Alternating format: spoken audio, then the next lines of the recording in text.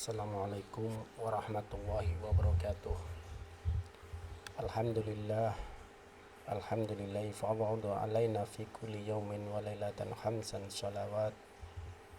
Allanti rafa'a bi darajat wa kafa billahi sayyi'at wa wa'ada man tarakaha bi anwa'il uqubati wal mukhlikat. Allahumma salli wa sallim ala sayyidina Muhammadin wa ala ali sayyidina Muhammad. Pada malam hari ini saya sedikit akan memberikan satu kultum tentang anak muda bersolawat. Kenapa? Karena solawat ini menjadi penting. Seperti apa sebuah bangsa, seperti apa sebuah negara yang bisa kita lihat daripada para pemudanya. Imam Syafi'i rahimahullah pernah mengatakan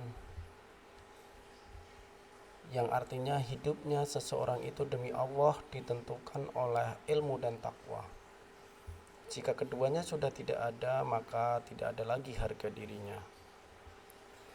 Wahai para pemuda, ketahuilah oleh kalian semua demi Allah, hendaknya kehidupan masa muda itu diisi dengan ilmu dan ketakwaan. Dan andai kata kedua hal tersebut tidak terdapat di dalam diri kita seorang pemuda, maka sia-sia daripada masa mudanya. Maka sebagai seorang pemuda yang merupakan harapan daripada bangsa yang akan menjadi pemimpin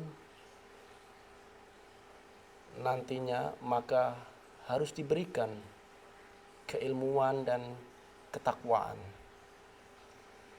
Bukankah ada satu terima bahwasanya ajarkan anak-anak kita dengan ilmu dan takwa, karena kehidupan mereka ini nantinya akan berbeda daripada kehidupan kita.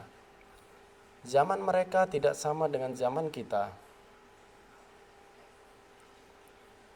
Jadi hak kehidupan anak-anak sekarang tidak sama dengan kehidupan kita di masa ini.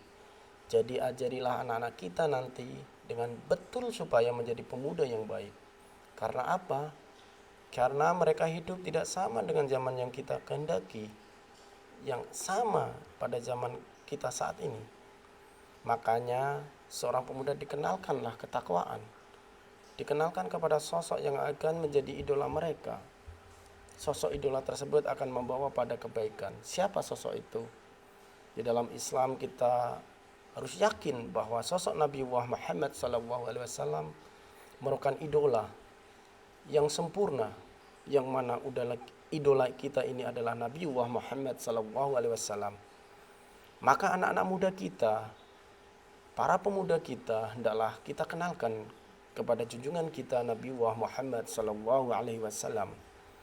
Hendaknya kita pahamkan kepada mereka, karena ketika seseorang anak muda tidak dikenalkan dan dipahamkan, maka mereka dikhawatirkan memiliki ilmu pun ilmunya bisa tidak akan manfaat dan jauh daripada ketakwaan. Bagaimana kita bisa mendapatkan ilmu dan ketakwaan? Maka paling tidak haruslah ada sosok idola kita, yaitu Nabi Muhammad SAW. Ketika kita mencintai Nabi, ketika kita mencintai seseorang, kita akan selalu sebut namanya. Lebih-lebih kita kecintaan kita terhadap Nabi Muhammad SAW. Maka paling tidak ketika rasa cinta itu ada, muncul rasa tersebut, maka hendaklah kita senantiasa bersolawat kepada Nabi Muhammad SAW. Bukankah di dalam Al-Quran juga sudah dijelaskan, yang artinya sesungguhnya Allah dan para malaikatnya bersolawat untuk Nabi. Wahai orang-orang yang beriman, bersolawatlah kamu untuk Nabi dan ucapkanlah salam dan penuh penghormatan kepadanya. Qiyas Al-Azab 56. Ketika Allah Subhanahu wa taala sendiri bersolawat kepada Nabi Muhammad, itu satu wujud rahmat, kasih sayang dan keridhaan Allah kepada Nabi Muhammad. Setelah itu para malaikat Allah juga membaca solawat, mendoakan keberkahan untuk Nabi Muhammad SAW. Sementara kita, umat Islam, bersolawat untuk media menyambungkan kita kepada Nabi Muhammad. Segala sesuatunya akan cukup pada diri kita, kebaikan-kebaikan akan datang mengalir kepada kita, kepada diri kita masing-masing. Ketika seorang anak kecil, bahkan pemuda kita sudah mengenalkan Nabi Muhammad, yaitu dengan membaca sholawat sebagai salah satu wujud bukti kecintaan kepada Nabi Muhammad, maka seorang pemuda hendaknya senantiasa bersolawat. Ini akan menumbuhkan rasa mahabbah, rasa cinta kepada Nabi dan sosok idolanya, yaitu Muhammad sallallahu alaihi wasallam. Ketika mahabbah, maka orang tersebut akan mempelajari daripada sirah nabawi, akan mempelajari daripada kisah kehidupan daripada Nabi Muhammad, yang mana nanti akan mencoba meniru dan mengikuti akhlaknya. Karena ketika kita bersolawat, maka hakikatnya daripada solawat tersebut akan kembali kepada kita. Manfaatnya kembali kepada kita yang sering membaca solawat. Satu-satunya amal ibadah yang diterima oleh Allah Ta'ala dalam kondisi apapun, meskipun tidak berwudu, meskipun mungkin membacanya kita dengan sombong sekalipun, dengan beraneka macam, adalah solawat sangatlah efisien dalam rangka menumbuhkan rasa cinta kita dan menilai ketakwaan kita kepada Allah Subhanahu wa taala.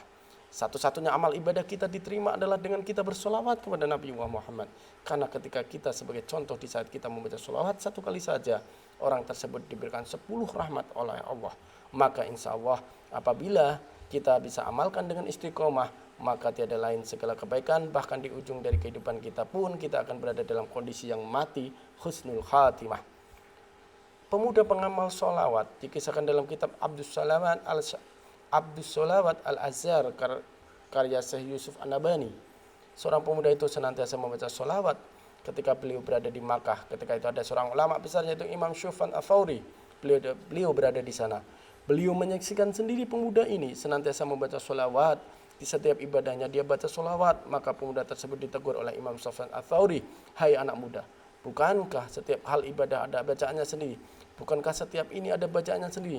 Mana tasbih, mana tahlil, mana tahmid, sementara yang kamu baca selalu solawat?" Anak muda ini pun menanyakan, "Siapakah engkau sampai bertanya kepada saya?" Akhirnya orang tersebut mengatakan, "Saya adalah Sufyan Ats-Tsauri." Maka pemuda tersebut mengatakan, "Kalau bukan karena engkau orang yang luar biasa bertanya kepada saya, maka saya tidak akan menjawab."